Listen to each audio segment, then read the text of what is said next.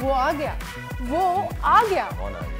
वही जिसका था इंतजार। हिस्ट्री में इससे पहले कभी भी नहीं हुआ कि चैंपियंस ट्रॉफी हाइब्रिड मॉडल पे खेली गई हो। आप क्या चाहते हैं कि बिजली कम बिके मुल्क में या ज्यादा बिके मुल्क में? यहाँ पर 10 इंजीनियर होते हैं या डॉक्टर होते हैं, तो हमारी कोशिश है कि हम इसको डब्ल्यूडब्ल्यूई की तरह पाकिस्तान में वीकली शोज की तरफ लेकर जाएं। हर दूसरा बंदा यहाँ पे हल्की सी गले की खराश हर लेके दूसरा घूम रहा बंदा है। वाकई। एग्जैक्टली। प्लीज़ आप अपना जो 3 वक्त का खाना जो खाते हैं ना उसका बहुत ख्याल रखें, वरना आप 3 वक्त की दवाई के लिए तैयार हो।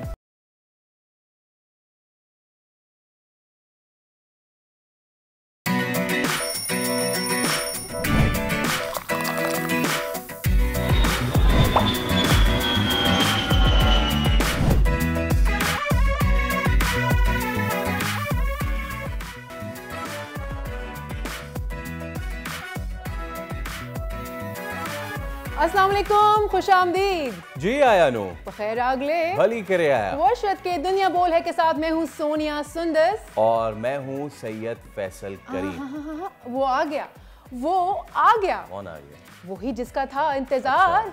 जिसके लिए था पूरा मुल्क बेकरार और क्रिकेट का शाहकार, बिल्कुल। उसकी आप बात कर रही हैं। बिल्कुल। राइट, अब हम आपको समझा जाते हैं कि कौन आ गया। भाई टूर्नामेंट से कबल चैंपियंस ट्रॉफी की ट्रॉफी जो है वो टूर करने के लिए आ गई है पाकिस्तान।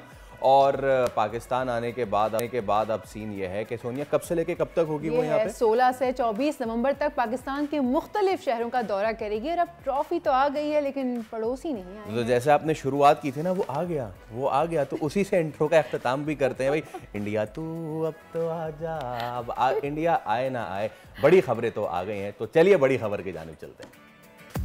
इस्लामाबाद का मौसम सर्द होते ही सियासी ऐवानों में सरदहरी, नून लीग और पीपल्स पार्टी में इख्तलाफात शदीद। बिलावल भुट्टो जरदारी फट पड़े, नून लीग पर बेवफाई का इल्जाम, ट्रंप की बेटी और दामाद से ताल्लुकात का हवाला। क्या अपोजिशन एहतजाज की तैयारी में है? हुकूमत के लिए वक्त नाजुक है, ऐसे में क्या नून लीग अहम तरीन इत्तेहादी की नाराजगी मोल ले सकती है? जानेंगे आज के प्रोग्राम में। पंजाब पर कुदरत मेहरबान, स्मॉग से मुतासरा अजला में आज बारिश का इम्कान। बादल जमकर बरसे तो स्मॉग भी बहा कर ले जा सकते हैं, लेकिन क्या हमेशा बारिश पे ही तकिया करना दुरुस्त हिकमत अमली है? बात करेंगे आज के प्रोग्राम में। पाक भारत क्रिकेट की मकबूलियत का मुंह बोलता सबूत। चैंपियंस ट्रॉफी के लिए बीसीसीआई की जानिब से टीम पाकिस्तान न भेजने के मामले पर अमेरिका भी बोल पड़ा। स्टेट डिपार्टमेंट का दोनों ममालिक को बातचीत का मशवरा, मामला आलमी तवज्जो हासिल कर चुका, अब भारत का रद्द-ए-अमल देखना होगा। और पाकिस्तानी रेसलिंग के रिंग के भी किंग नेपाल में मुनक्किद हुए इवेंट में पाकिस्तान के आगे भारत और नेपाली पहलवान चित। एक चैंपियनशिप बेल्ट जीतने वाले उसामा अफरीदी आज बनेंगे हमारे मेहमान। चलिए करते हैं प्रोग्राम का बाकायदा आगाज और फाइनली करेंगे अब सियासत से। और सियासत ऐसी कि वो अब हो रही है तब्दील। और तब्दील कैसे हो रही है? वो ऐसे ही हो रही है कि हलीफ थे, लेकिन अब वही हलीफ जो हैं वो दिखा रहे हैं कि हम हरीफ भी हैं आपके। भाई एक तरफ तो इस्लामाबाद में शदीद एहतजाज का खदशा है, दूसरी तरफ हुकूमत की अव्वलीन इत्तेहादी जमात पीपल्स पार्टी ने नून लीग पर संगीन इल्जामात लगा दिए और राहें जुदा करने का इशारा दे दिया। और एक तरफ तो एहतजाज का उन्वान 26वीं आईनी तरमीम है, तो दूसरी तरफ बात पीपल्स पार्टी के मकामी रहनुमाओं तक महदूद नहीं बल्कि अज़त खुद बिलावल जरदारी ने बड़े ही सख्त बयानात दिए हैं। बिलावल के मुताबिक जुडिशल कमीशन से जो एहतजाजन अलहदा हुए थे, एक मुल्क में दो निज़ाम नहीं चल सकते। नून लीग पीपल्स पार्टी के साथ मुआहदे की खिलाफ वर्जी की और मुआहदे में तय हुआ था कि PSDP मुशावरत से बनाई जाएगी। बिलावल ने शिकवा किया कि ये नहीं हुआ और फिर वफाकी हुकूमत ने आइन साजी के वक्त बराबरी की बातें भी की थी जिन्हें पूरा नहीं किया गया। बिलावल ने ये शिकवा भी किया और वो कहते हैं कि हुकूमत अब आइन साजी के दौरान की गई बातों से पीछे हट गई है। अब दूसरी जानिब आपको पता है कि पीटीआई 24 नवंबर के एहतजाज की कॉल दे रखी है। इस पे चेयरमैन पीटीआई बैरिस्टर गौहर ने भी अपना एक मौक़िफ़ दे दिया है। सवाल में कल उन्होंने कहा कि उनके पास बानी पीटीआई ही हैं क्योंकि उनका हुक्म है, इसलिए हम उनका ऑर्डर फॉलो करेंगे। बैरिस्टर गौहर के मुताबिक 26वीं आईनी तरमीम के खिलाफ एहतजाज पर पीटीआई MNE समेत सब लोग शरीक होंगे क्योंकि ये बानी पीटीआई का हुक्म है। चलिए अब जो तमाम तर सियासी सूरत हाल बन रही है इस पे हम बात कर लेते हैं। नून लीग के सीनियर रहनुमा शेख रोहिल असगर साहब हमारे साथ मौजूद हैं। शेख साहब अस्सलाम वालेकुम। सबसे पहले तो बहुत शुक्रिया आपके वक्त का, गुड मॉर्निंग। अब पहला सवाल ही मेरा यही है कि बिलावल भुट्टो जरदारी जो हैं वो आप लोगों से खाइफ नज़र आते हैं, बेवफाई का इल्ज़ाम लगा रहे हैं, मुख्तलिफ उन्होंने तौजियात पेश की, उन्होंने PSDP का बात की, उन्होंने 26वीं आईन, और उन्होंने एक बात बड़ी मायने खेज की कि 26वीं आईनी तरमीम जो है वो हम उसमें लगे हुए थे और पीछे से पंजाब ने सिंध का पानी ले लिया। क्या कहेंगे इस पर आप? बिलावल असल पे क्या खेलना चाह रहे हैं वो मेरे ख्याल में शायद उनको भी नहीं पता।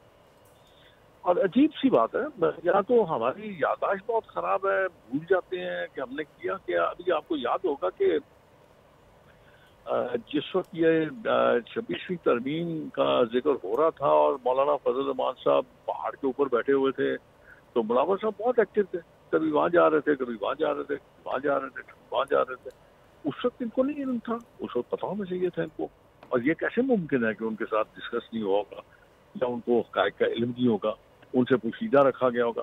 मेरे ख्याल में शायद उनके समझ में ये है कि इस तरह करने से, इस किस्म की स्टेटमेंट देने से, एक तो सिंध उनके हाथ में रहेगा, बाहर नहीं निकलेगा, और दूसरा शायद वो इन बातों से जो PTI के वोटर हैं या उनकी सपोर्ट्स है वो अपनी तरफ राग़ब करना चाहते हैं। तो इस तरह तो नहीं होता ना, लोग इतने अनजान या इतने मासूम तो नहीं है, सब कुछ इल्म होता है।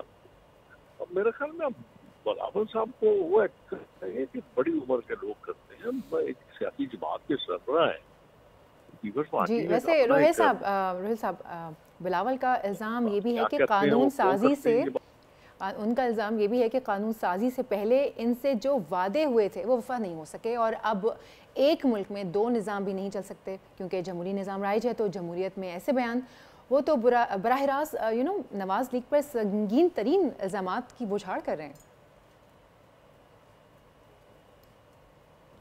कभी आप जाकर देखिएगा कि पार्लियामेंट में जो बिलावल साहब की जमात है या बिलावल साहब वो किस तरह बैठे हुए हैं, ट्रेजरी बेंचेस पे बैठे हुए हैं, ऑपोजिशन बेंचेस पे बैठे हुए हैं, पता नहीं क्या कर रहे, क्या खेल खेलना चाहते हैं।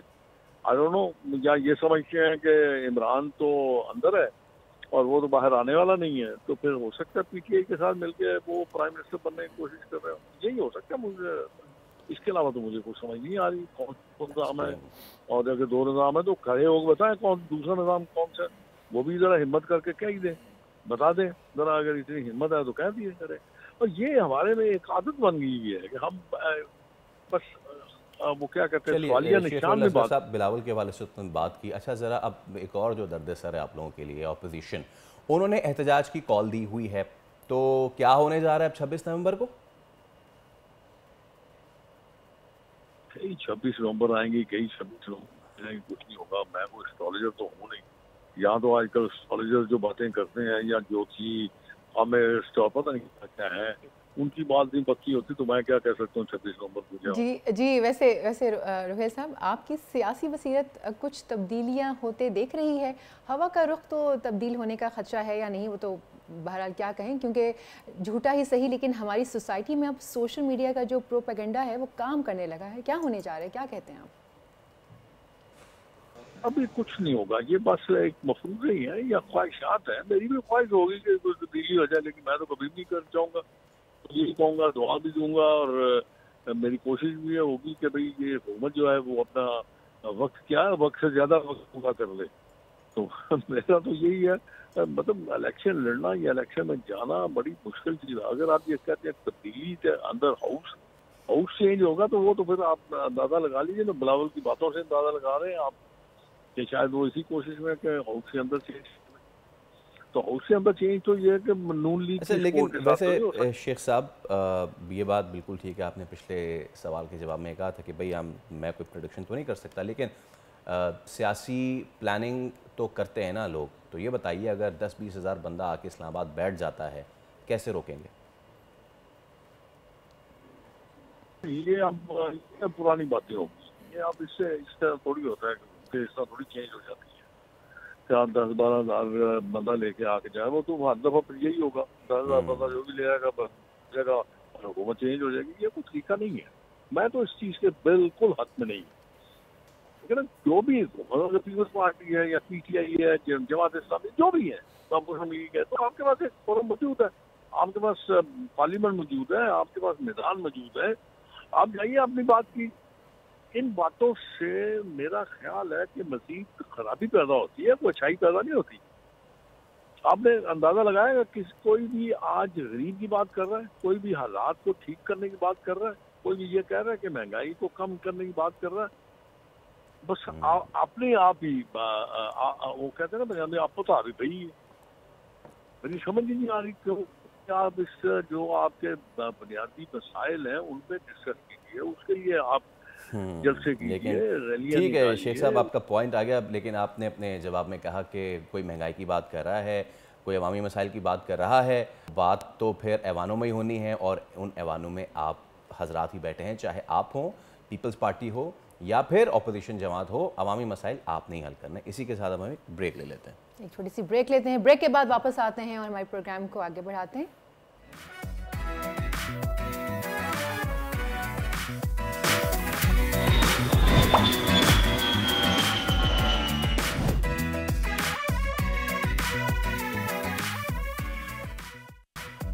एक बार फिर आपको दुनिया बोले में खुशामदीद कहते हैं। अपने प्लेटफॉर्म से हम कोशिश करते हैं कि सेहत से जुड़ी आगाही आप तक पहुंचाएं, लेकिन उसके बाद जिम्मेदारी ये भी बनती है हम सबकी कि अगर सेहत के साथ कहीं खिलवाड़ हो रहा है तो उसको भी लाइमलाइट में लाया जाए। अब जनूबी पंजाब का सबसे बड़ा सरकारी अस्पताल है नश्तर अस्पताल।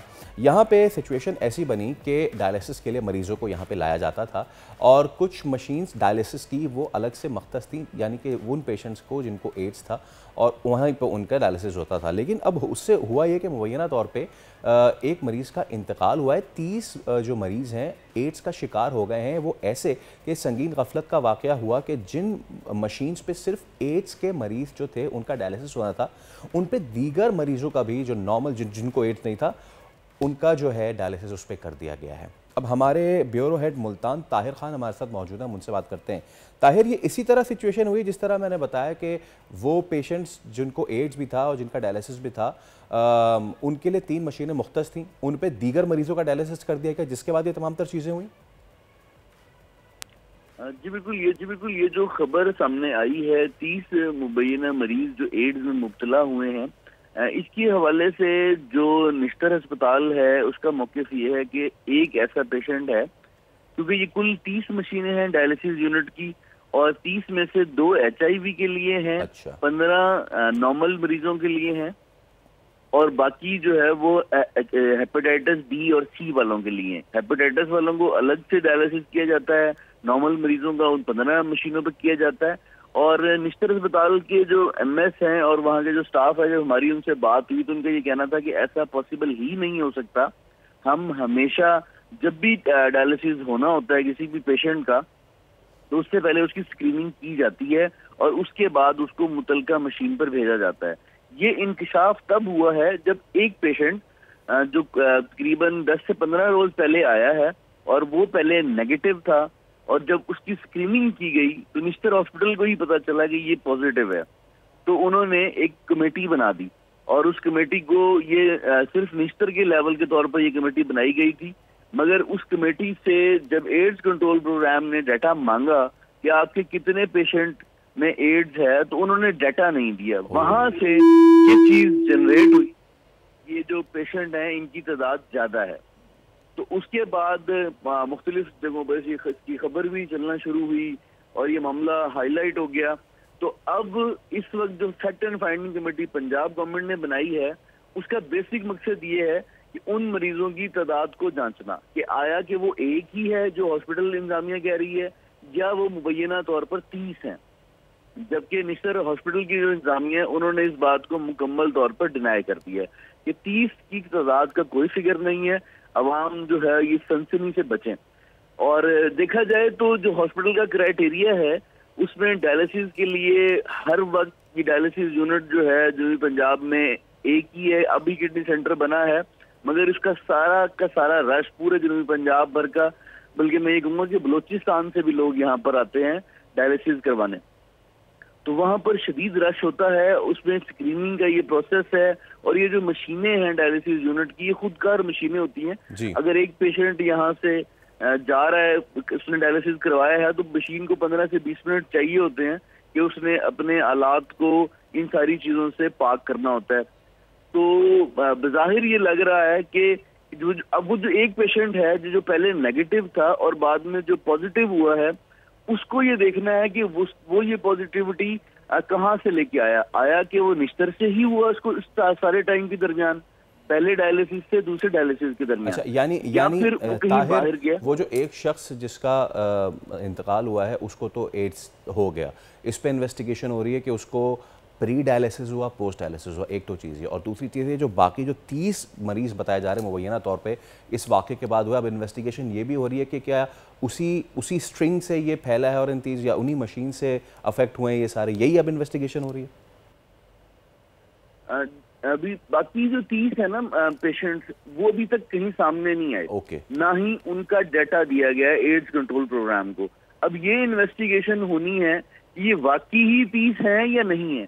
अभी तो सबसे पहले फैक्ट एंड फाइंडिंग कमेटी ने इसको फाइंड करना है, और ये जो बनाई गई है सेक्रेटरी लेवल की कमेटी है, लेवल पे कमेटी बना दी गई है, मुबैना तौर पे तमाम तर वाक़या सामने आया, और अगर तो खुदा न खास्ता ऐसी चीज़ होती है दैट्स स्टैगरिंग। चलिए अब मौसम का अहवाल जान लेते हैं और कहाँ क्या टेम्परेचर रहेगा, और ख़ास तौर पे स्मॉग की भी बात करेंगे हम। Over to you Sonia.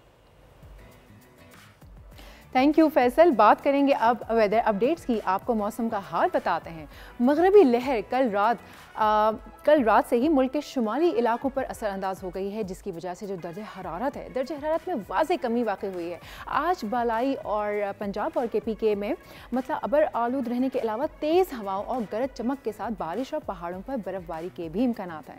अहम शहरों के दर्ज हरारत की बात करें तो आज कराची में मतलब साफ़ रहेगा। कराची शहर में मिनिमम टेम्परेचर जो है वो 20 और मैक्सिमम टेम्परेचर 33 रहने का इम्कान है। ले चलते हैं आपको हैदराबाद की जानिब। हैदराबाद में मिनिमम टेम्परेचर 21 और मैक्सिमम टेम्परेचर 33। और मीरपुर ख़ास की बात करते हैं तो मीरपुर ख़ास में मिनिमम टेम्परेचर 17 और ज़्यादा से ज़्यादा टेम्परेचर 35 डिग्री तक जाने का इम्कान। लेकर चलते हैं आपको नवाबशाह की जानिब। नवाबशाह में मिनिमम टेम्परेचर 19 और मैक्सिमम टेम्परेचर 35 डिग्री तक जाने का इम्कान है। लेकर चलते हैं लाड़काना की जानिब। लाड़काना में सर्द हवाओं के साथ साथ मिनिमम टेम्परेचर 19 और मैक्सिमम टेम्परेचर 33 डिग्री तक रहने का इम्कान है। बात करते हैं गवादर की। गवादर में मिनिमम टेम्परेचर 22 और मैक्सिमम टेम्परेचर 30 डिग्री तक रहेगा। बात करते हैं क्वेटा की। क्वेटा में सर्दी की शिद्दत में इजाफा देखा जा रहा है, जबकि आज ठंडी हवाओं के साथ साथ मिनिमम टेम्परेचर 3 और मैक्सिमम टेम्परेचर 17 तक जाने का इम्कान है। बात करते हैं सरजमीन औलिया यानी कि मुल्तान की। मुल्तान में बादलों का राज बरकरार है, जबकि स्मॉग की शिद्दत में कमी के साथ साथ मिनिमम टेम्परेचर 16 और मैक्सिमम टेम्परेचर 28 डिग्री तक रहने का इम्कान। लेकर चलते हैं लाहौर की जानिब। लाहौर की अगर बात की जाए तो आज बादलों के डेरे हैं, साथ में बारिश के भी इम्कानात हैं, जबकि मिनिमम टेम्परेचर जो है वो 14 और मैक्सिमम टेम्परेचर 26 डिग्री तक रहने का इम्कान है। और फैसलाबाद के कुछ इलाकों के बारे में बात करें तो कुछ इलाकों में बादलों के साथ साथ मिनिमम टेम्परेचर जो है वो 15 और मैक्सिमम टेम्परेचर 27 डिग्री तक रहने का इम्कान है। शहर इख्तदार यानी कि इस्लामाबाद में सर्दी की शिद्दत में भी इजाफा होता जा रहा है। आज जो मिनिमम टेम्परेचर रिकॉर्ड किया जाएगा वो 12 और मैक्सिमम टेम्परेचर 23 डिग्री तक ही रहने का इम्कान है। लेकर चलते हैं आपको अच्छी से मरी के जाने। मरी में बादलों के साथ साथ मिनिमम टेम्परेचर 8 और मैक्सिमम टेम्परेचर 16 तक ही रहने का इम्कान है। बात करें अगर पेशावर की तो पेशावर में मिनिमम टेम्परेचर जो है वो आप देख सकते हैं 12 और मैक्सिमम टेम्परेचर जो है वो 26 डिग्री तक ही रहेगा। बात करें अगर मुजफ्फराबाद की तो मुजफ्फराबाद में आज बारिश के वाज़े इम्कानात हैं, जबकि सर्दी की शिद्दत में भी इजाफे का इम्कान है। आज मिनिमम टेम्परेचर जो है वो 9 और मैक्सिमम टेम्परेचर 22 तक रिकॉर्ड किए जाने का इम्कान है। और स्कर्दू की बात करूं मैं अगर तो स्कर्दू में गहरे बादल छाए हुए हैं, जबकि minimum temperature as you can see 1 होगा और मैक्सिमम टेम्परेचर 7। क्या खूबसूरत मौसम जो होगा वहाँ का होगा। अब अगर हम बात कर लें अफजाल अब्बासी के साथ हम बात करते हैं लाहौर की। लाहौर आलूदा तरीन शहरों में इस वक्त सर फहरिस्त है। एयर क्वालिटी का जो इंडेक्स है वो सिर्फ 1718 पे आ चुका है, जबकि महकमा मौसमियात ने आइंदा 24 घंटों के दौरान बारिश की भी पेशन गोई की है। इस हवाले से हम बात करते हैं नुमाइंदा बोल न्यूज़ अफजाल अब्बासी से। जी अफजाल, थोड़ी अपडेट्स दीजिएगा लाहौर के बारे में। जी बिल्कुल, लाहौर में स्मोग और फोग का राज बरकरार है और स्मोग का पल्ला भारी दिखाई दे रहा है इस वक्त, क्योंकि आलूदा तरीन शहरों की फहरिस्त में लाहौर आज फिर पहले नंबर पर है। लाहौर का एवरेज एयर क्वालिटी इंडेक्स जो है वो 718 है। जबकि लाहौर के दिगर इलाकों की बात की जाए तो सबसे ज़्यादा एयर क्वालिटी इंडेक्स जो है वो गुलबर्ग में 1473, जबकि मुरातब अली रोड पर 1457 देखा गया है। शिमला पहाड़ी पर एयर क्वालिटी इंडेक्स जो है वो 836 देखा गया है।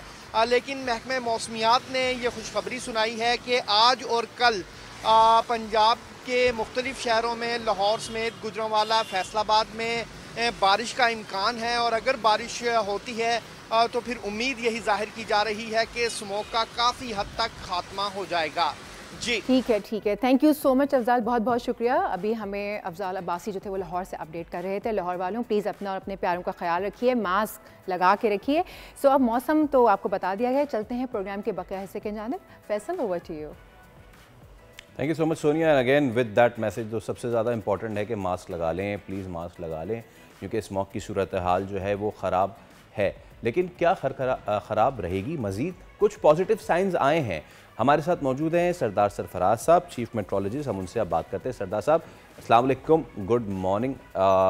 कुछ पॉजिटिव ख़बरें हैं पंजाब के लिए सरदार साहब? हम सुनने में आ रहा है कि अगर गिरद नवा में गालिबन बारिश वगैरह हो जाए तो शायद स्मोक से छुटकारा पा सकते हैं अहले पंजाब। जी वालेकुम अस्सलाम, बहुत शुक्रिया। देखिए, बारिश केपी के कुछ इलाकों में तो अच्छी बारिश गुज़श्ता शाम से हो रही है, दीर वगैरह और उधर सवात में, वहाँ पर अच्छी तेज़ बारिश हुई है, और बाकी जगहों पर भी केपी में ही ज़्यादा हुई है, और बलूचिस्तान के भी एक आध दो जगहों पर हल्की सी बारिश हुई है। तो ये स्पेल है, आज भी और कल भी 2 दिन है, और उसमें केपी में ही ज़्यादा बारिश है। और पंजाब का जो शुमाली इलाके हैं, नॉर्थ पंजाब उसे कहें आप, झेलम, सियालकोट, नारोवाल, फिर ऊपर गुजरांवाला किसी हद तक, और इस्लामाबाद और मरी वगैरह, उन इलाकों में, खिता कोटफातपुरा, उन इलाकों में तो है बारिश।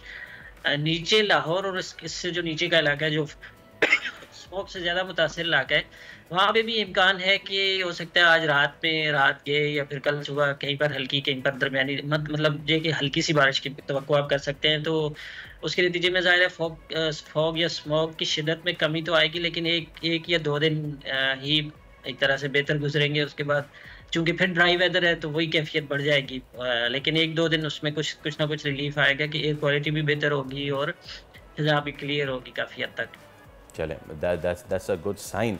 लेकिन आप कह रहे हैं कि ये 1-2 दिन तक ही रहेगी। वैसे सरदार साहब, प्रॉपर स्मॉग से छुटकारा, क्योंकि अब हमें लग तो ये रहा है कि कुदरती छुटकारा दिलाएगी, वैसे तो हम कुछ नहीं कर पा रहे हैं तमाम तरह इक़दामात के बावजूद, तो प्रॉपर जो सीज़न होता है स्मॉग का, वो नॉर्मल सालों में क्या होता था, और क्या इस बार ये एलोंगेट हो गया है, ज़्यादा हो गया है, या फिर यही रहता है और पोल्यूशन ज़्यादा है, इस वजह से हमें ज़्यादा फील हो रहा है?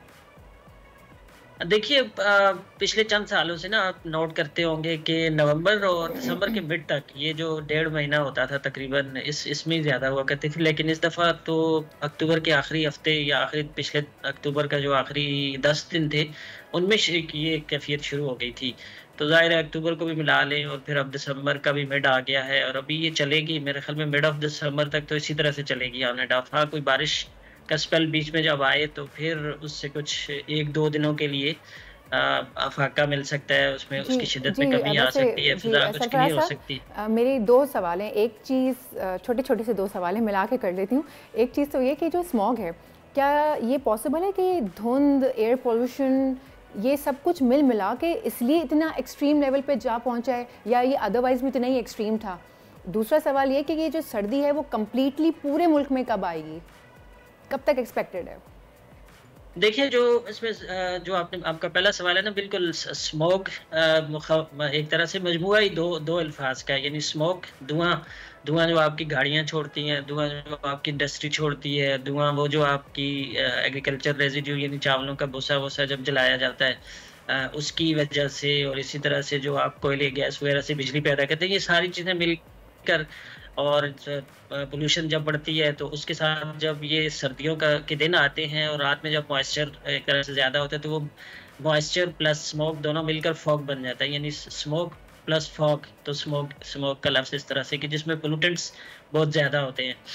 और ये ज़ाहिर है कि पिछले चंद सालों में ये फिनोमेना बहुत एक तरह से शिद्दत इख्तियार कर गया। पहले फॉग तो होती थी, फॉग तो बिल्कुल, लेकिन वो अर्ज़ी फिनोमेना होता है, यानी इतना बहुत ठीक है। प्रोलॉन्ग नहीं करता, थ्रू आउट द डे नहीं होता। अच्छा। और दूसरा जो आपने सर्दी का पूछा, तो देखिए शुमाली इलाका जात में, यानी पाकिस्तान का आपको पता है कि बहुत डिफरेंस होता है नॉर्थ में और साउथ में, टेम्परेचर में और सेंटर में, इस तरह से। तो शुमाली इलाका जात में तो सर्दी, ये जो स्पेल बारिश का है वहाँ, इसके बाद उधर तो उसकी शिद्दत बढ़ जाएगी, खासकर रात की और सुबह की सर्दी तो ऑलरेडी चल रही है, लेकिन इसकी शिद्दत और बढ़ जाएगी थोड़ा सा मैदानी इलाकों में, कराची में और सिंध में। Thanks for the weather updates and all. तो चलिए अभी हम एक ब्रेक उस पर हाजिर होंगे, तो मजीद चीज़ें डिस्कस करने के लिए स्टे विद अस।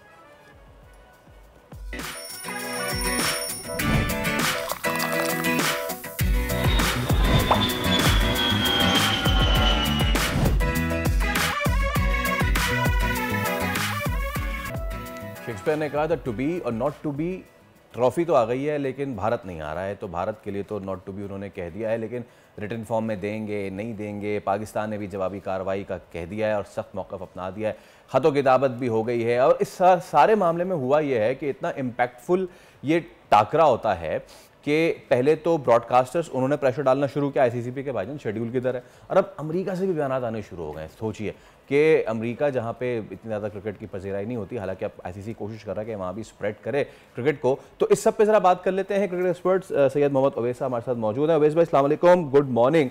और अमेरिका से बयानात आना, now this is getting very serious. पहले बयान तो किसी और चीज कहते थे, अब क्रिकेट में आ रहे हैं, और पहले हमें डू मोर का आता था, अब आ रहे उधर भाई, आप भारत को कह रहे हैं do more for the cricket. So please इस कॉन्टेक्स्ट में बताएं कि अमेरिका के से बयानात आना और उससे भी बढ़ के जो ब्रॉडकास्टर्स अब प्रेशर डाल रहे हैं कि वेयर इज द शेड्यूल, तो इस पे किस पे बार जो है वो आपको भारी लग रहा है, हम पे कि पड़ोस पे या ICC पे? देखिए इस वक्त ICC सबसे ज्यादा जो है ना बीच में एक रोल प्ले कर रहा है, उन पे सबसे ज्यादा भार है, क्योंकि पाकिस्तान भी उनको प्रेशराइज कर रहा है, इंडिया भी उनको प्रेशराइज कर रहा है, फिर आपको पता है ब्रॉडकास्टर्स जो हैं वो भी उनको प्रेशराइज कर रहे हैं। तो ICC इस वक्त बीच में जो है वो बॉल बना हुआ है। लेकिन US की बात करें, इंटरवेन करना थोड़ा सा इसलिए भी होगा क्योंकि आपको पता है रिसेंटली जो वर्ल्ड कप हुआ था USA के अंदर, जो इंडिया वर्सेस पाकिस्तान का मैच था, उसमें जो उन्होंने गेट मनी की बात करें, चाहे स्पॉन्सर्स की बात करें, जो पाकिस्तान इंडिया के मैच में जितना कमाया, उन्होंने खुद इसको डिक्लेयर किया है, इतना पूरा का पूरा जो ICC वर्ल्ड कप की बात करें इतना नहीं कमाया। एक मैच में उन्होंने सारा का सारा जो सा पैसा पूरा किया था। सबसे बड़ा स्पॉन्सर आपको पता है कि चाहे वो स्पॉन्सर्स की बात करें, किसी भी इवेंट की बात करें, हर कोई चाहता है पाकिस्तान वर्सेस इंडिया हो। लेकिन एक याद रखिएगा, लाइजोनिंग बड़ी इंपॉर्टेंट है पाकिस्तान क्रिकेट बोर्ड की, वो किस तरीके से लाइजॉन रखता है डिफरेंट क्रिकेट बोर्ड्स के साथ, क्योंकि कहीं ना कहीं याद ये जो मसला एक होता है कि इस वक्त पूरी दुनिया क्रिकेट के अंदर आपको पता है कि जो लीग क्रिकेट है स्पेसिफिकली, उसमें इंडियन जो फ्रेंचाइजेज हैं उन्होंने आपको पता है कब्जा किया है, हर जगह वो आपको नजर आते हैं। वो कहीं ना कहीं बैकडोर के ऊपर वो प्रेशराइज करते हैं, प्लेयर्स को भी प्रेशराइज करते हैं, कोचेस को भी, कि यार आप लोग नहीं जाओगे वहां पर, अगर जाओगे तो हम आपका कॉन्ट्रैक्ट जो है उसको नहीं बढ़ाएंगे, या हम आपको जो भी इसके जो कौन अपना प्रोसेस होंगे वो आप उसको भुगतोगे बाद में। ये चीजें बाकायदा कहा जाती हैं। इसलिए मैंने कहा ना कि फिर उसके बाद मजबूरी क्या होती है, प्लेयर्स जो हैं वो क्रिकेट बोर्ड को प्रेशराइज करते हैं, क्रिकेट बोर्ड जो है वो झुकने पे तैयार हो जाता है। इसलिए पाकिस्तान क्रिकेट बोर्ड का खबरें तो थी कि पाकिस्तान क्रिकेट बोर्ड बड़ा क्लोज जो है लाइजॉनिंग उसने स्टार्ट कर दी भी है दूसरे क्रिकेट बोर्ड्स के साथ। लेकिन अच्छी खबर ये है कि चैंपियंस ट्रॉफी का स्केड्यूल की तो प्रेशराइज हुआ है, लेकिन जो चैंपियंस ट्रॉफी का आपको पता है जो कल एक वर्चुअली जो अपना वेब का जो उन्होंने वीडियो जारी किया, उसके अंदर पाकिस्तान की सकाफत की बात करें, पाकिस्तान के डिफरेंट सिटीज को भी दिखाया गया, फिर पाकिस्तान का उसके ऊपर लोगो भी है। दूसरा, चैंपियंस ट्रॉफी पाकिस्तान आ चुकी है इस्लामाबाद में, तो अच्छा है कि एटलीस्ट आपका जो टूर है चैंपियंस ट्रॉफी का वो स्टार्ट हो रहा है, क्योंकि कभी जिंदगी में याद रखें, हिस्ट्री में इससे पहले कभी भी नहीं हुआ कि चैंपियंस ट्रॉफी हाइब्रिड मॉडल पे खेली गई हो और होस्ट नेशन चैंपियंस ट्रॉफी का हिस्सा ना हो। तो ये बहुत बड़ा प्रेशर है ICC पे। ICC को इंडियन क्रिकेट काउंसिल नहीं, इंटरनेशनल क्रिकेट काउंसिल बन के इस पे फैसला करने की जरूरत है। और अवैस, आपने लाइजनिंग की बात की, पाकिस्तान PCB के पास व्हाट आर दी ऑप्शंस? देखिए, अमेरिका से बयान आ जाए, ब्रॉडकास्टर कह ले, वो सारी बातें एक तरफ रख के PCB के पास हकीकतन कौन से इस वक्त मजीद स्टेप्स हैं जो ले सकता है इंडिया की सरगर्मी के बाद? Liaisoning one of them. देखिए, अगर आप याद रखें, जब भी एक आपको बड़ा एक टूर्नामेंट दिया जाता है किसी भी आप उसमें करें, तो मैंने कहा ना कि आपको साल 2 के अंदर देखा जाता है कि आपने कितनी मेजर टीम्स को आपने होस्ट की है। पाकिस्तान क्रिकेट से हटके भी अगर बात करूं, चले एससीओ कॉन्फ्रेंस तो ऑब्वियसली वो एक गवर्नमेंट का एक अपना इनिशिएटिव है। अगर एससीओ कॉन्फ्रेंस की बात करें, आप यहाँ पर टेनिस की उनकी टीम मौजूद थी, उसके बाद उनकी आपको पता है यहाँ तक जो ब्लाइंड क्रिकेट टीम है उसको एनओसी दे दिया गया है, वो यहाँ पर खेलने आ रही है। तो इंडिया की हर टीम यहाँ पर खेलने आई है, यहाँ तक कि एमएमए फाइटर्स भी उनके यहाँ पर आके खेल चुके हैं। इनका खुद जो फॉरेन मिनिस्टर है, आपको याद हो, उन्होंने खुद यहाँ पर जब एससीओ कॉन्फ्रेंस में थे जाते हुए उन्होंने नोट लिखा कि मुझे बड़ा एक अच्छी हॉस्पिटैलिटी यहाँ पर मिली है, वो सेफ है, तो भाई आपकी फिर टीम किधर सोच रही है? लेकिन भाई हो ये रहा है ना कि वो कहते हैं ना कि चोर जो है चोरी से नहीं जा रहा और चोर चोरी से जाता है, सीना जोरी से नहीं जाता। इस सीना जोरी के बल पे अब इंडिया ने अपनी कबड्डी टीम को आने से भी रोक दिया है गालिबन, और हमने जो स्क्रैबल में जाना था डिफेंड करने अपनी चैंपियनशिप, उनको वीज़ा भी जारी नहीं किए। यानी कि मैं तो कहता हूँ अच्छा है ना अवैस भाई, करने दें उनको, ये लेट देम गेट एक्सपोज्ड। कितना ज़्यादा आप हेजमनी अपनी दिखा देंगे, at the end of the day कहीं ना कहीं जाके तो आपकी हेजमनी टूटेगी ना। देखिए ये मैंने कहा ना कि पाकिस्तान को रिजिड रहना पड़ेगा यार, बहुत हो गया ना आपके पास। मैंने कहा ना पूरे के पूरे स्टडी आपके पास पड़ी हुई। ऑस्ट्रेलिया, आपको याद हो पहले लोग बात करते थे कि यार ऑस्ट्रेलिया जब आएगी तो हम देखेंगे कि जी आपका मुल्क कब सेफ है, हमें लगेगा। इंग्लैंड जब खेलने आएगी तब हमें लगेगा आपका मुल्क सेफ है। आपके पास सारी की सारी टीमें आके खेल चुकी हैं यहाँ पर, और बार बार आके खेल चुकी हैं। आपने ट्राई नेशन सीरीज भी अब पाकिस्तान के अंदर ऑर्गेनाइज करने लगे हो। फिर याद रखें कि सबकी नजरें पाकिस्तान पे इसलिए भी होंगी क्योंकि अगले महीने ये इस मंथ के एंड के ऊपर है, ब्लाइंड क्रिकेट वर्ल्ड कप है, पाकिस्तान में ही हो रहा है। सबकी नजरें उस इवेंट के ऊपर भी होंगी। इंडिया यहाँ पर आके खेल रहा है। मसला इंडिया को भी कहीं ना कहीं प्रेशर इस वक्त ये है क्योंकि पाकिस्तान की अच्छी बात है कि गवर्नमेंट बीच में स्टेप इन हुई और उन्होंने ये बात कैटेगोरिकली कह दी है कि अगर इंडिया यहाँ पर नहीं आता खेलने के लिए, हमारी टीम भी इंडिया नहीं फिर जाएगी खेलने। आपको फिर हर लेवल के ऊपर बाइकआउट करना पड़ता है, नुकसान के लिए फिर आप बर्दाश्त भी करने के लिए आप फिर उसको बर्दाश्त भी करते हो। इसके बाद से लेकर तो 2030 या 32 तक जितने भी टूर्नामेंट्स हैं आईसीसी के, वो इंडिया में होने हैं। अगर पाकिस्तान लिटरली इस वक्त अपने फैसले पर डटा रहा, ये बहुत ज्यादा पॉजिटिव चीज है। मैंने कहा नुकसान तो अपनी जगह होगा, इंडिया को ज्यादा होगा हमसे, क्योंकि ब्रॉडकास्टर्स जितने आपको पता है इंडिया की, मार्केटर्स की बात करें वो इंडिया से 50 to 60% जनरेशन मार्केट की स्पॉन्सर्स की इंडिया से होती है। वो जहाँ तक अब आंखें दिखाने लग पड़े इंडिया को कि भाई आखिर चल क्या रहा है, हम नुकसान उठा रहे हैं।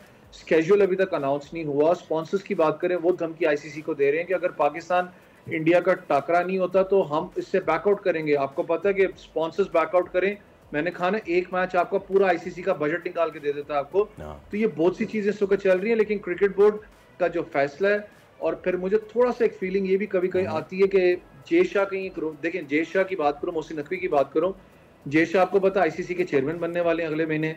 मोहसिन नकवी की बात करें वो एसीसी के अपना प्रेसिडेंट बनने वाले, एशियन क्रिकेट काउंसिल की बात करें। मुझे कुछ फील ये होता है कि जय शाह कहीं शायद एक दो चीजें होंगी। एक तो वो चाहेंगे कि मेरे आने से पहले पहले जो मामला चल रहे हैं वो साफ हो जाएं कि मेरे ऊपर पलंदा ना गिरे। अच्छा। दूसरा वो चाहेंगे कि मैं आऊं और मैं अपनी लाइजॉनिंग ज्यादा तगड़ी रखने के लिए कि हाँ देखें जी मेरे आते ही सारे मामला ठीक हो गए। आते ही वो कहेंगे कि जी हाँ इंडिया आ रहा है खेलने के लिए, मैंने उनसे लाइजॉन कर लिया है, everything is okay, champions trophy Pakistan में ही होगी। अपने आप को स्ट्रॉन्ग करने के लिए आईसीसी में, क्योंकि आगे भी आपने कोई मामला को देखना होता है। मुझे लग रहा है कोई गेम शायद जय शाह जो है वो आखिरी हाथ में ना खेल जाए, लेकिन पाकिस्तान क्रिकेट बोर्ड को जो लाइजॉनिंग है क्रिकेट बोर्ड के साथ वो स्ट्रॉन्ग करनी पड़ेगी। आपको राब्ते में रहना पड़ेगा क्योंकि चैंपियंस ट्रॉफी ये छोटा इवेंट नहीं है पाकिस्तान का। Absolutely, although he is a secretary right now. हाँ, लेकिन ये आपकी बात ठीक है कि जय शाह जो कि सरबराह बनने जा रहे हैं, अब सवाल उन्हीं पे। Thank you so much Owais आपके वक्त का। अब सवाल यह है कि क्या वो अपने ऊपर ये ब्लॉट लेके एक सरबराह बनेंगे। उनकी तमाम तर हमने बैकडोर डिप्लोमेसी से सुना था, लेकिन ये बैकडोर साजिशें जो इस वक्त भारत कर रहा है, और यकीनन जब पाकिस्तान लाइजनिंग कर रहा होगा, पाकिस्तान दीगर जो रुकन ममालिक हैं उनके साथ लॉबिंग कर रहा होगा, उनको समझाने की कोशिश कर रहा होगा भैया आप आ सकते हैं तो इन हजरत को बताइए कि आप भी आ सकते हैं, तो उसमें भी लाजमी वहाँ भी भारत को ज़रूर तकलीफ़ होगी। तो चलिए देखते हैं।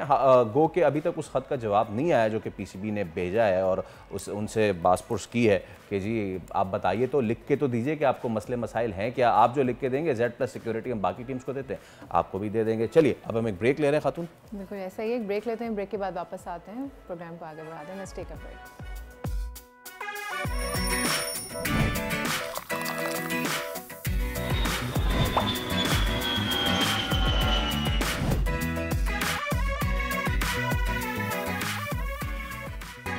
आप देख रहे हैं दुनिया बोल है। आपको एक बार फिर कहेंगे खुश आमदीद। बाय द वे वो आपने देखा होगा ना कि मैं शुरू में थोड़ा सा कर रहा था कि आज दिन कौन सा, मतलब इतनी तबीयत ख़राब हो चुकी है, तबीयत इतनी इस महीने बल्कि सीज़न में इतनी ख़राब हो चुकी है कि बंदा दिन भी भूल गया आज कौन सा। तो आज जुम्मा है, ओवरऑल जो है वो ओवरऑल इस पे तो हम करेंगे बात, लेकिन हमारी मईशत की तबीयत जो है ज़रा उसकी बात कर लेते हैं।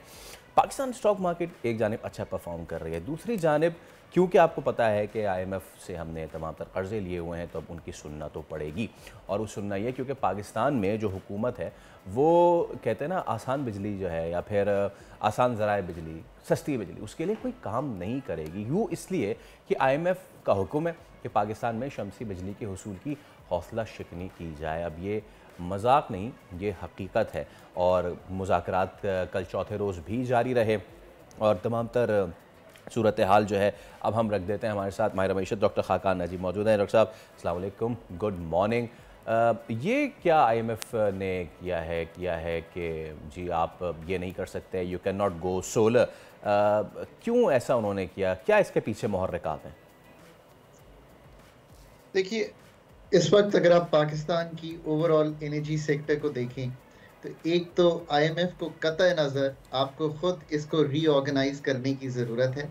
इस साल जो आपके डिस्कोज हैं, जो TND ट्रांसमिशन एंड डिस्ट्रीब्यूशन और नॉन कलेक्शंस की मद में 627 अरब रुपए का नुकसान करेंगे। मैं इसलिए हमेशा पहले गुफ्तगू करता हूँ बिफोर द IMF। आपके पास 40 से 45 हज़ार मेगावाट की नेम प्लेट कैपेसिटी है प्रोड्यूस करने की, 30-35 हज़ार मेगावाट कैरी भी कर सकते हैं। और आप समर्स में भी 30 हज़ार मुश्किल से और विंटर्स में तो कहीं 10-12 हज़ार मेगावाट बिजली जो है पाकिस्तान में बेचते हैं। एवरेज 14 हज़ार मेगावाट बेचते हैं, इसलिए आपकी पर यूनिट कॉस्ट ज़्यादा है, बिकॉज आप बिजली बेच नहीं पा रहे मुल्क में। उसके भी इस्लाह आपने खुद करनी है। अगर आप अभी सोलराइजेशन को, जो कि उस तबके को मिडिल इनकम अर्नर्स और अपर मिडिल इनकम अर्नर्स जो हैं, जो आपके गुड पेइंग कस्टमर्स हैं, को निकाल देंगे सिस्टम में से और ये सारा कुछ उस पर छोड़ देंगे कि जो वल्नरेबल सेगमेंट्स हैं, लोअर इनकम सेगमेंट्स हैं, वो इसका बोझ उठाते रहें, तो ये भी कोई सही पॉलिसी नहीं थी। क्योंकि ये 2-2.5 साल में आपकी इन्वेस्टमेंट निकल आती है and then you have free electricity for the rest of the 5 years जिसका एग्रीमेंट हुआ है गवर्नमेंट के साथ। सो इसको सोचिए। और बिजली की मद में आपको बहुत सी चीज़ें जो हैं उसको ठीक करना है। अगर आप ये सारी चीज़ें ठीक नहीं करेंगे तो एक कोई भी जुज़ उठा लेंगे उससे मसला हल नहीं होगा। टैरिफ को ठीक कीजिए। मतलब मैं आपको एक मिसाल देता हूँ, ये जो इस वक्त टैरिफ इन वोग है, ये तब लगाया गया था जब बिजली मुल्क में कम होती थी और इसका मकसद ये था कि बिजली की डिमांड कम हो जाए। आज भी आप ये करते हैं 100 रुपए पे एक प्राइस, 200 पे एक, 1000 पे एक। आप क्या चाहते हैं कि बिजली कम बिके मुल्क में या ज्यादा बिके मुल्क में? तो आप टैरिफ रिफॉर्म खुद कर लीजिए। सो ये एक पस मंजर है सोलराइजेशन का। फंड आपको सिर्फ ये कह रहा है, मैं भी यही कहता हूँ कि इसका अहाता कीजिए कि कितनी सोलर मुल्क में लग गई है, कितनी और अगर लग जाए तो लोग ऑफ ग्रिड ही जाना शुरू हो जाएंगे। पर बेस लोड फिर भी रखना पड़ेगा, बिकॉज आजकल सर्दियों में सोलर की जो जैसे कहेंगे प्रोडक्शन है वो तो बहुत गिर जाती है। तो फिर क्या करेंगे? फिर आप थोड़ी सी बेस लोड इस्तेमाल करेंगे। Here's the crux of the matter. Pakistan का जो पावर सेक्टर है वो एक अहाता करके रीऑर्गेनाइजेशन मांगता है, पॉलिसी की भी, रेगुलेशन की भी और पाकिस्तान की कमर्शियल ऑपरेशंस की। आखिरी बात, if you may allow me for a supplementary question, यानी कि हम इसको ऐसे कह सकते हैं कि स्ट्रेट अवे IMF आपको यही नहीं कह रहा कि आप नहीं कर सकते। IMF ने कंसर्न्स रेज किए हैं over managing the solarisation challenges, और दूसरा उसने ये भी कहा है कि जो पंजाब की जो पॉलिसी है जिसमें सोलर यूज़ को इंसेंटिवाइज करना है, which is against the federal energy policies, तो मैनेज करने पे मामलात आ रहे हैं। पाकिस्तान का एनर्जी सेक्टर एक मैनेजरियल इशू है। पाकिस्तान का एनर्जी सेक्टर एक ह्यूमन रिसोर्स की, जिसे कहेंगे, ना होने का इशू है। ये उन पॉलिसीज का नतीजा है जो हमने 1994 से लेकर आज तक रन कर रहे हैं और उनको ठीक नहीं कर रहे। IMF भी आपको यही कह रहा है, मैं भी आपसे यही गुजारिश कर रहा हूँ कि फेडरल अथॉरिटीज कह रही हैं फॉर एग्जांपल कि हमने सोलराइजेशन को मैनेज करना है, ये कई बार वो कह चुकी हैं, कर लें जो भी वो अहाता करना चाहते हैं उसका इन दी ओवरऑल कॉन्टेक्स्ट। अब मैं आपको एक और मिसाल देता हूँ कि 17,000 से 30,000 मेगावाट अगले 5 से 8 साल के लिए बिजली कॉन्ट्रैक्टेड है। You can not have this in the grid because इतनी तो कभी डिमांड ही क्रिएट नहीं होगी मुल्क में। अगर इतनी डिमांड ही क्रिएट नहीं हो रही और इतनी बिजली ही नहीं आनी मुल्क में, तो फिर आपने इसको कैसे हैंडल करना है, ये भी आपने करना है। मैं on a very serious note on the electricity sector हमेशा ये कहता हूँ कि इमरजेंसी, अर्जेंसी, जो मर्जी वर्ड यूज़ कर लें, अगर नहीं डिक्लेयर करेंगे तो आप जब तक इसको ट्रांसफॉर्म नहीं कर पाएंगे फ्रॉम वेयर वी आर। आप खुद कह रहे हैं अगर 625 अरब रुपए का नुकसान इस साल होना है, पिछले साल 580 अरब रुपए का नुकसान हुआ था, 1000 अरब रुपए से जायद का नुकसान तो आप खुद कह रहे हैं कि होने जा रहा है 2 साल में या हो जाएगा 2 साल में। अब आप मुझे खुद बताइए कि क्या ये आप 4 अरब डॉलर के करीब का नुकसान क्या करना चाहते हैं? डॉक्टर साहब, सर्कुलर डेट, एक और बात कर, This leads me to a very quagmire situation. अब मैं आपके सामने 3 सिचुएशंस रख रहा हूँ।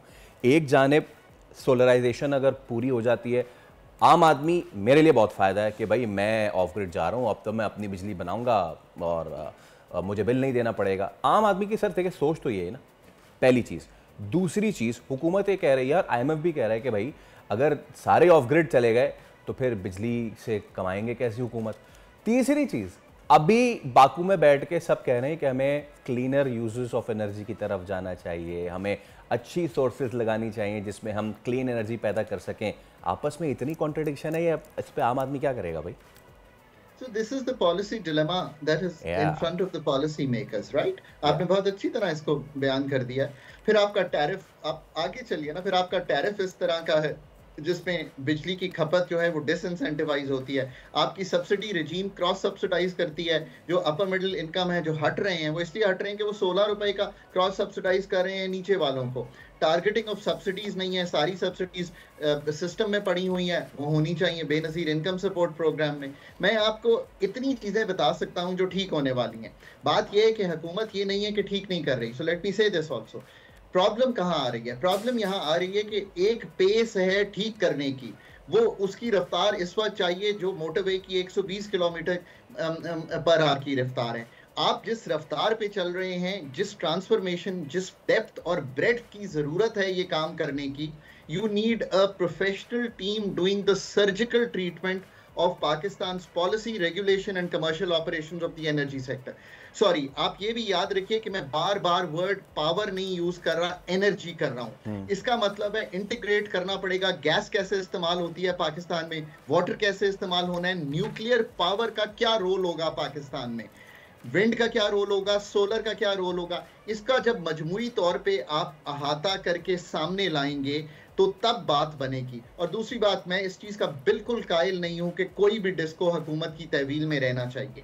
पाकिस्तान अगर ये खुद कह रहा है कि हम 600 अरब के 2-2 साल में नुकसान करने जा रहे हैं, तो मुझे बताइए तो कि अगर 2-2 अरब डॉलर का नुकसान आप खुद मान रहे हैं, तो what is the seriousness of our outsourcing और प्राइवेटाइजिंग देम। ये 20-20 साल से प्राइवेटाइजेशन की लिस्ट पर हैं, हम वो जो है उसको उतनी एफिशिएंटली नहीं कर पा रहे। पाकिस्तान के एनर्जी का सॉल्यूशंस तो अभी 15 मिनट में हमने आपके सामने रख दिया है। इस सब को एक पेपर पे पहले डिज़ाइन फ्रेमवर्क लाना, जैसे आपने कहा कि जो डिफ़िकल्टीज़ हैं उनको कैसे आप ओवरकम करेंगे, टैरिफ को ठीक कैसे करेंगे। अब आप तो ये नहीं कर पाते कि जब परमानेंट डे लाइट सेविंग्स पे जाना होता है तो तब पूरा पाकिस्तान जो है एक क्वागमायर में चला जाता है कि जी घंटा चेंज हो गया, क्या करें क्या ना करें, सरप्लस बिजली है, बेच नहीं पा रहे। ये सब चीज़ें किए बगैर, एक नया एनर्जी फ्रेमवर्क बनाए बगैर ये एनर्जी का सेक्टर नहीं ठीक होना। ये कहना कि हम कोई एक सोलराइजेशन या IPP से क्या 2-2.5 रुपए बचा लेंगे आप IPP से, ये सारा कुछ करके 2 से 2.5 रुपए बचा लेंगे आप IPP से, मैं मानता हूँ बचा लेने चाहिए। पर ये जो सारी चीज़ें मैं बता रहा हूँ आपको, इतना बड़ा GST पड़ा हुआ है इसमें। GST इस वक्त, अब this is very very important, let's have this conversation right. GST जो पड़ा हुआ है वो बिजली के निज़ाम को इसलिए बिठा रहा है कि वो बिजली की जो खपत है उसको तोड़ रहा है बिकॉज बिल इतना बढ़ रहा है, 17-18% GST, I think advance income tax भी है। अब सोचिए ना कि इसमें क्या करना है। GST का बिलों में तो ताल्लुक होना ही नहीं चाहिए, और GST का मतलब यह है कि जनरल सेल्स टैक्स चीजों की जो अगेन खपत है उसको तोड़ने के लिए लगाया गया है। यार let's have a fundamental discussion on fundamental issues in Pakistan. Pakistan is in good shape on energy. अब आप कहेंगे मैं ये क्यों कह रहा हूँ, we have a good problem. हमारे पास वाफिर बिजली पाकिस्तान में मौजूद है कि इंडस्ट्री लगे और आगे चले। हमारे पास वाफिर बिजली मौजूद है कि ट्यूबवेल चलें और एग्रीकल्चर की प्रोडक्टिविटी बढ़े। पर ये सारे काम तो अब करने के हैं ना। अब भी इतना अगर डिले करते चले जाएंगे इस काम को जो मैंने आपके सामने रखा है। फिर आखिरी बात ये करूंगा, you have to understand this, Pakistan में रेगुलेटरी रिजीम के एक्सपर्ट्स नहीं हैं। आई हैव ऑलवेज सेड कि पाकिस्तानी एक्सपर्ट्स को हर जगह यूज करें। नेपरा, ओगरा, आप इनको प्रोफेशनल ऑर्गेनाइजेशंस बनाना चाहते हैं तो you have to hire people from the outside. You know, I've worked in Australia. Australia has one of the best regulatory regimes when it comes to energy sector. They have the most energy efficient industry. आप वहाँ से लाएं लोग, आप कहीं और से ले आएं, pay them a hefty salary, market making। आज 11 साल हो गए हैं मैं सुन रहा हूँ कि CTBCM, जिसको आप कहते हैं मार्केट मेकर, ये जो सारी रजीम आनी है कि आप कई डिस्कोस हों, बिजली खरीद सकें, ये सारी चीज़ें आज 11 साल बाद भी वहीं खड़े हैं यार। सो हमने बहुत ही जेन्युइनली अहाता किया है आज बिजली के सेक्टर का, गैस के सेक्टर का। At the end of the day सारा मलबा यही है कि हम मैनेजर्स अच्छे नहीं हैं, हमारे पास चीज़ें सारी हैं, मैनेज उसको अच्छे नहीं करते। यही IMF हमें कह भी रहे कि भैया मैनेज कर लीजिए। Thank you so much for your time, it was worth talking to you. जनाब अली, अब आपने पता कर लिया और देख लिया कि मना आपको कोई नहीं करता कि आप ये ना करें, वो ना करें। आपको कहा सिर्फ ये जाता है कि भाईजान आप चीज़ें अपनी अच्छी मैनेज कर लें, चीज़ें ठीक से मैनेज कर लें, ताकि फिर और किसी पे बोझ ना पड़े। अभी हम एक लेते हैं ब्रेक के उस पर आपकी मुलाकात करवाएंगे 2 पाकिस्तानी हीरो से जिन्होंने झंडे गाड़े हैं दुनिया भर में। Let's take a break.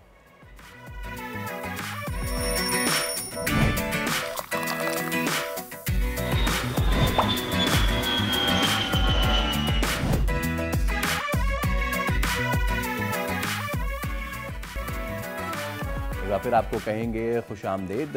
आपका फेवरेट स्पोर्ट्स जो है वो क्रिकेट तो बिल्कुल भी नहीं है, तो मुझे बहुत अच्छी तरह से पता है।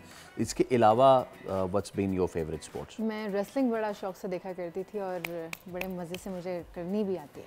रेसलिंग करनी आती है आपको? नाज़रीन, मैं थोड़ा सा इधर होके बैठ जाता हूँ क्योंकि सोनिया को रेसलिंग करनी आती है, करनी आती ही नहीं ये तो अब हमें नहीं पता।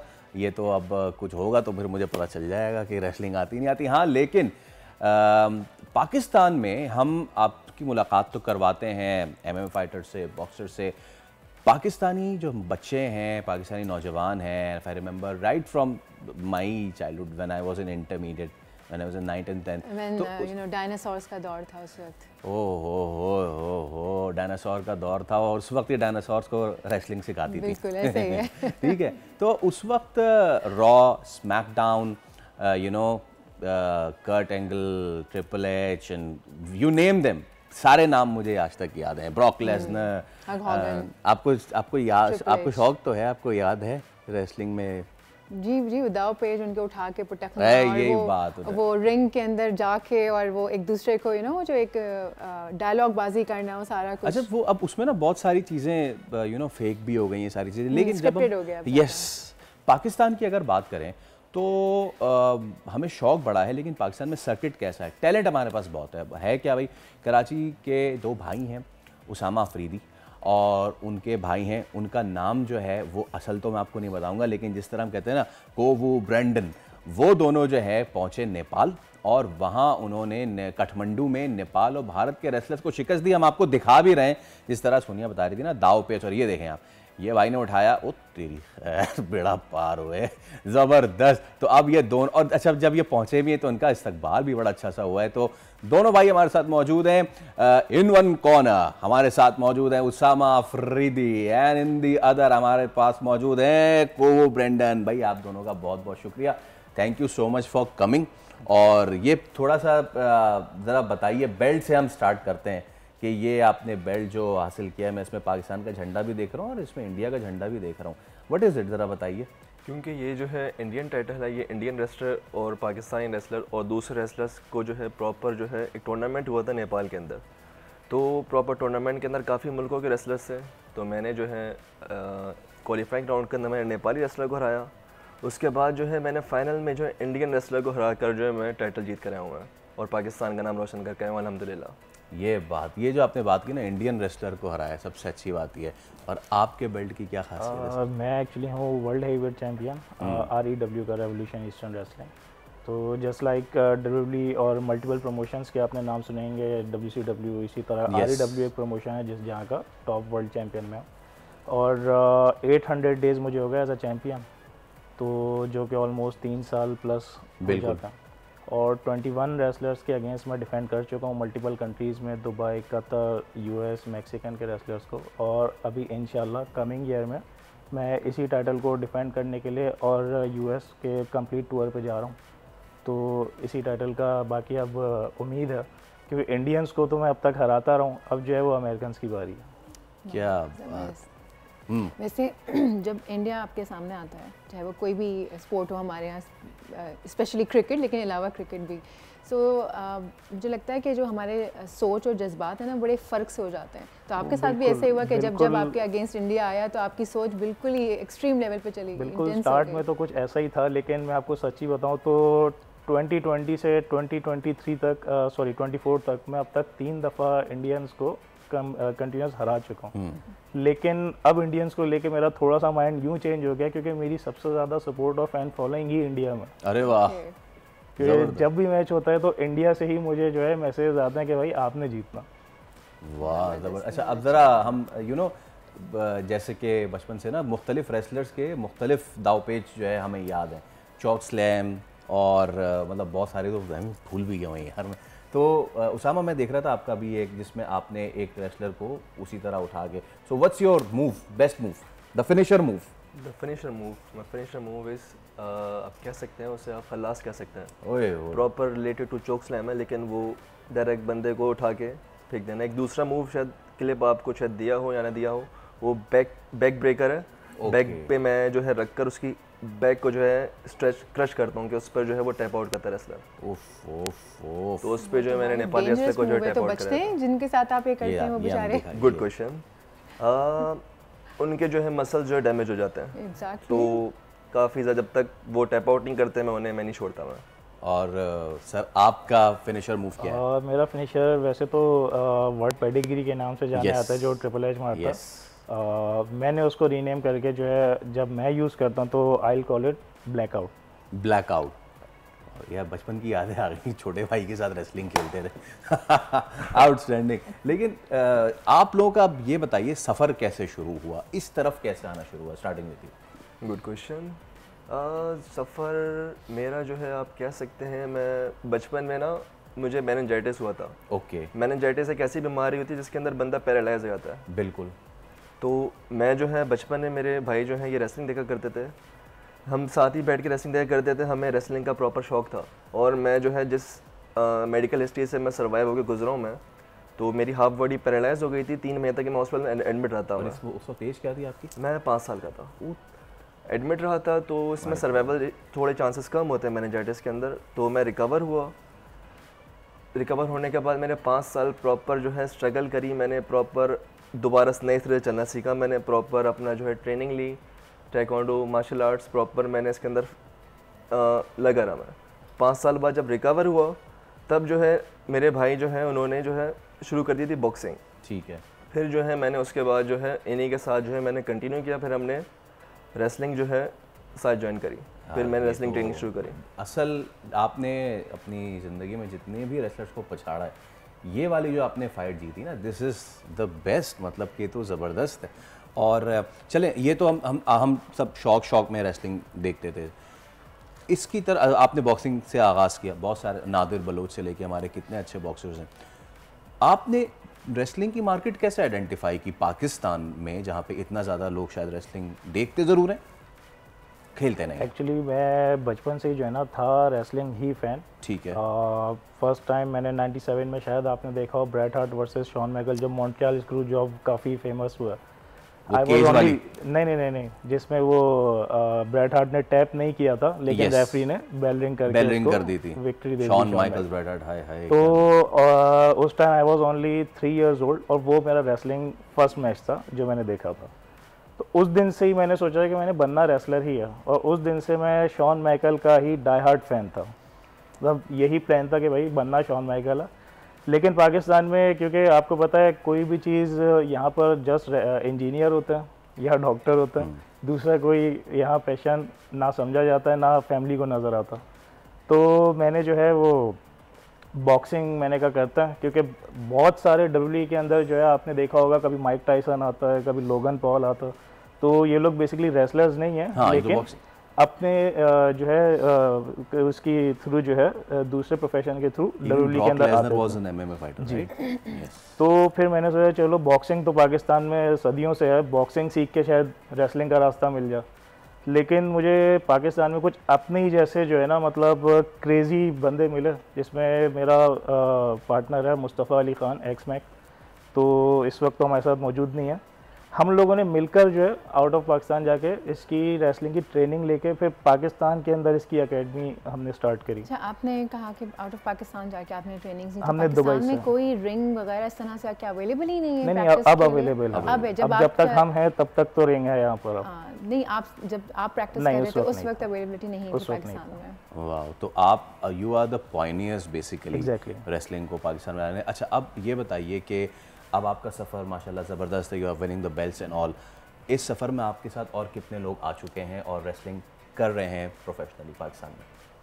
अभी ऑलमोस्ट जो है हमारी REW के अंदर जो है ऑलमोस्ट तकरीबन अब 50 रेसलर्स अभी मौजूद हैं पूरे ऑल ओवर पाकिस्तान के अलग अलग कोने से जो है पाकिस्तान की रेसलिंग फेडरेशन जो है REW, तो इसके अंदर काफ़ी सारे रेसलर्स कनेक्टेड हैं। तो अक्सर जो है टूर्नामेंट होते रहते हैं पर मंथ या आफ्टर 2 मंथ्स, जगह जगह पाकिस्तान के एरिया में REW करवाती है जी टूर्नामेंट।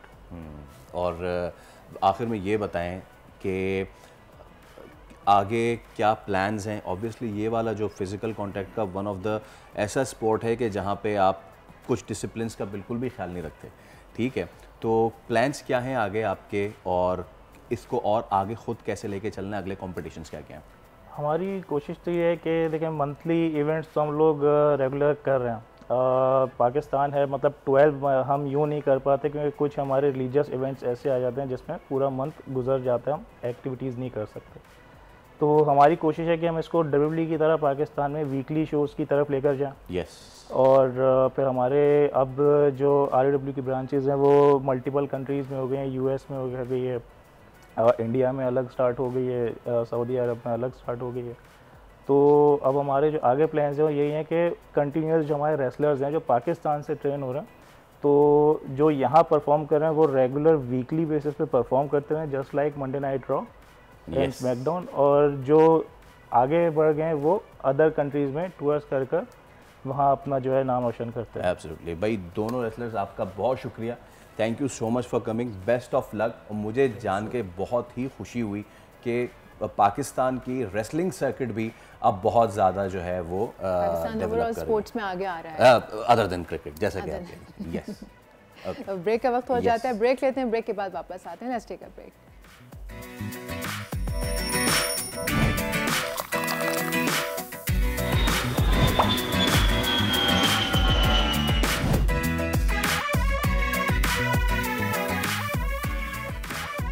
वेलकम बैक जनाब। वैसे पंजाब में स्मोक की कैफियत से कौन वाकिफ़ नहीं है, और ग्रीन लॉकडाउन भी नाफिज है, फिर भी पाकिस्तानी हुजूम की खासियत ये है हम पाकिस्तानियों की कि जिस चीज़ से हमें रोका जाए वो काम हमें ज़रूर करना होता है। लेकिन खैर हमें एहतियाती तदाबीर तो पता ही है सबको, और हम रोज़ाना अपने प्रोग्राम के तवस्सुत से भी आपको बता सकते हैं, बताते रहते भी हैं। डॉक्टर्स को भी बुला के इस चीज़ पर डिस्कस किया जाता है कि जी स्मोक चल रही है तो आप कैसे बच सकते हैं, अपनी इम्यूनिटी कैसे इन्हांस कर सकते हैं, ऐसा है कि नहीं है? अच्छा, उसके बरक्स एक और चीज़ भी सुनिए, वो ये कि चलिए पंजाब भर में तो स्मॉग है, यहाँ कराची में हर दूसरे घर में आप जिससे मुलाकात करने जाएं, जो हर दूसरे बंदे से मिलने जाएं, मुझे खांसी मुझे नज़ला, मुझे खांसी मुझे नज़ला, वही स्मॉग, क्लाइमेट चेंज और वेदर चेंज, इसकी वजह से वेदर पैटर्न चेंज, जो प्रॉपर सर्दियाँ नहीं आ रही, अब हर बंदा उसमें खांस रहा है सारी। तो अब ज़रा हम बात कर लेते हैं, एक तो आज हमने बात करनी है स्मॉग रिलेटेड जो डिजीज़ हैं वो, और दूसरा ये कि जो आम बीपी जो बीमारियां आजकल नाक कान और हलक में जो ये सबसे सांस की नालियों में सबसे बड़ा इशू हो रहा है, भाई क्या है ये इशू? बच्चे बेचारे बहुत ज़्यादा मुतासर हैं। हमारे साथ मौजूद है एनटीएस स्पेशलिस्ट डॉक्टर सैफुल अमीर। डॉक्टर साहब अस्सलाम वालेकुम, thank you so much for your time and a very good morning. Thank you all for having me. It's a pleasure. It's a pleasure. By the way, बोल breaking news इस वक्त live है, तो आप live सवालात कर सकते हैं। अगर आप इन्फेक्टेड हैं, नहीं भी हैं, सवालात कर लें। डॉक्टर साहब मौजूद हैं एब्सोल्युटली फेसबुक पे बोल ब्रेकिंग लाइव। तो डॉक्टर साहब, लाहौर की स्मोक की तो हम बात करते हैं, व्हाट्स रॉन्ग विद कराची? हर दूसरा बंदा यहाँ पे हल्की सी गले की खराश लेके घूम रहा है। एग्जैक्टली मैं क्या है, मैं तंग आ गया हूँ इससे। हमारे अपने स्टूडियोज में भी द थिंग इज के अभी चेंज ऑफ वेदर का टाइम है, right? Like you are in the beginning of autumn, रात को थोड़ी सी सर्दी होती है and like coming and going is getting comfortable during the day. जब सनराइज और सनसेट होता है, that's the heat of the sun जो इनिशियली गर्मियों में पड़ती है वो गायब हो जाती है। जब वो हीट गायब हो जाती है तो एयर पार्टिकल्स हैं उनको हीट नहीं मिलती। जो आपकी गाड़ियाँ चल रही हैं, जो आपकी इंडस्ट्रीज़ लगी हुई हैं, you know, all these will secrete pollution, right? To make that air pollution go away you need the sunlight to heat it up, फिर वो ऊपर जाएगा, हवा साफ़ हो जाएगी। अभी ये सिस्टम गायब हो गया।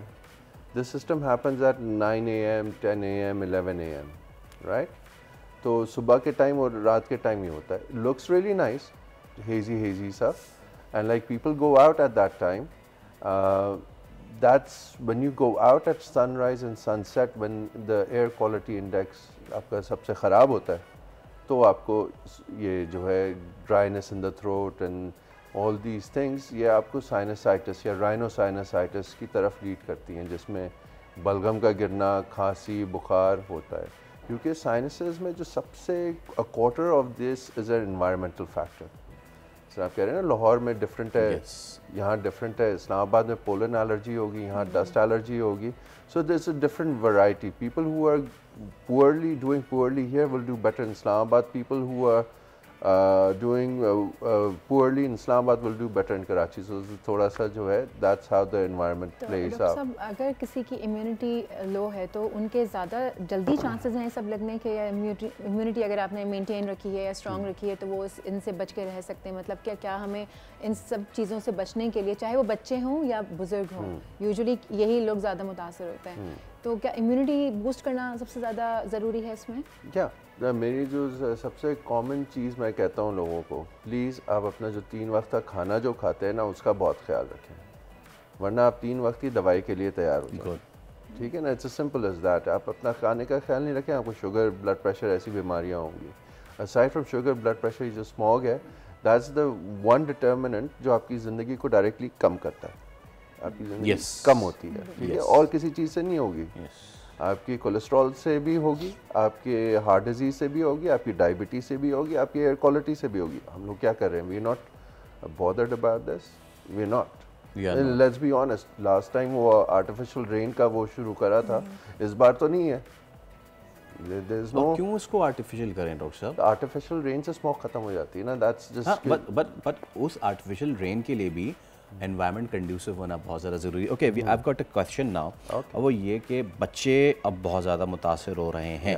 पंजाब में तो हम स्कूल्स बंद कर दिए हमने, बट क्या कराची में भी बच्चों के लिए स्कूल बंद कर दें? The mothers are fearing. Education is very important, right? Like Covid ने हमें क्या सिखाया कि जब बच्चे जाएंगे they will transmit germs, right? Lunch box खुलेगा, किसी ने हैंड सैनिटाइज तो नहीं करा होगा, they will be sharing the biscuits with sandwiches and everything. It is the way for them to naturally develop that immunity at that point as well. If अगर आपको नज़ला खांसी ज़ुकाम होता है तो मसला ये होता है कि we let it linger, right? Like we do our home things before we come to a doctor. We'll spend 5 days at home giving an antibiotic for rhinitis. Nice. Azithromycin का कोई रोल नहीं, हम लोग तो उसको टॉफ़ी की तरह ले रहे होते हैं इस मुल्क में। For example, like COVID में it was a viral infection, yet there was a protocol for it. So all these things need to be questioned. You know, you need to question yourself again and again about what are you doing. तो steam देना बच्चों को, उनको educate करना कि hygiene क्या है, और रात को स्टीम देने से ना it's like physiotherapy for your nose and sinuses. आपको I was about to say that कि वो जो स्टीम के ऊपर जी के स्टीम के ऊपर भी ज़रूर आप बात करें। अच्छा, लोग ये भी करते हैं वो विक्स डाल के स्टीम ले लो, अजवाइन डाल के स्टीम ले लो, तो इसके ऊपर भी प्लीज़ बात कर लीजिए कि लोगों को बताइए स्टीम कैसे लेनी है। I have a very holistic approach. Like, what if some things are not doing you harm, go for it, right? Like ajwain and all these things, they're aromatics. ठीक है, aromatics क्या होते हैं, उनके अंदर जो chemical होता है वो हवा में निकलता है और you smell it, and like that's how we smell. तो they decongest and like उसके और भी benefits हैं. Just it's not going to do you any harm if you do that. But Vicks on the other hand is not a natural thing. It's a man-made product. तो again उसको मैं बड़ा जो है ज़रा मैं परहेज़ करूँगा। जो चीज़ें नेचुरल है मुझे एतराज़ नहीं है, आप करें। कान में सोडा ग्लिसरीन या किसी ड्रॉप्स की ज़रूरत नहीं, आप सिर्फ तेल डालें, वो जो सरसों का तेल विद गार्लिक जिस तरह हमारी दादियाँ डालती थी, वो हम लोग भूल गए। एक सवाल ये है, और ये सवाल है कि जी वायरल, एंटी वायरल और एंटी बैक्टीरियल या एंटीबायोटिक जो दवाएं हैं, अब इस तरह की अगर किसी को जैसे इनिशियल होते हैं सिचुएशन, किसी को गले में ख़राश है या ड्राई कफ है, तो वो किधर जाए? वो एंटीबायोटिक की तरफ जाए या एंटीवायरल की तरफ जाए? What is this situation?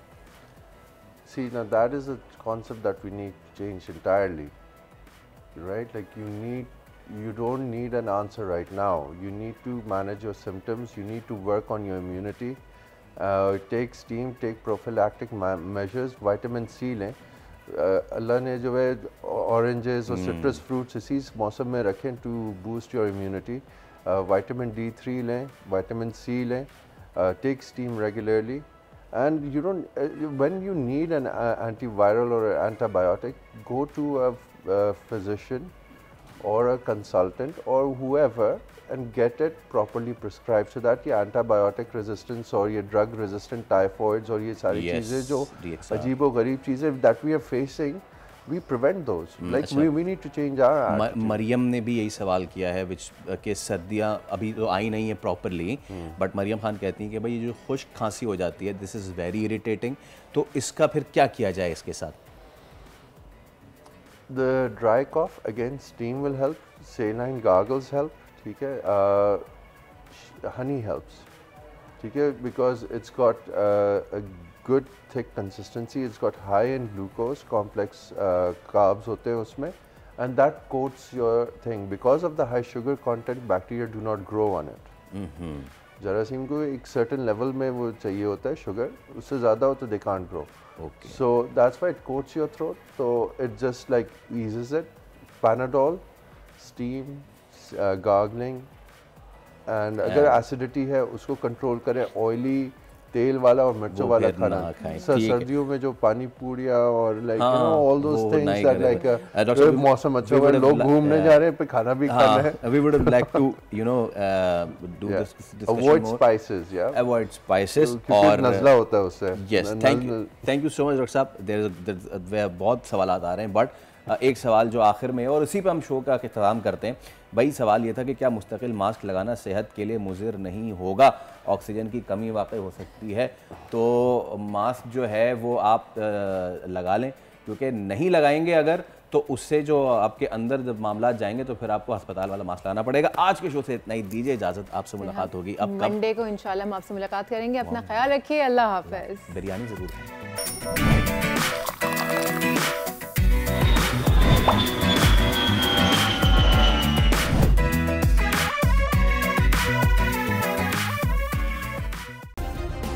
Subscribe करें और बेल दबाएं ताकि कोई खबर रह न जाए।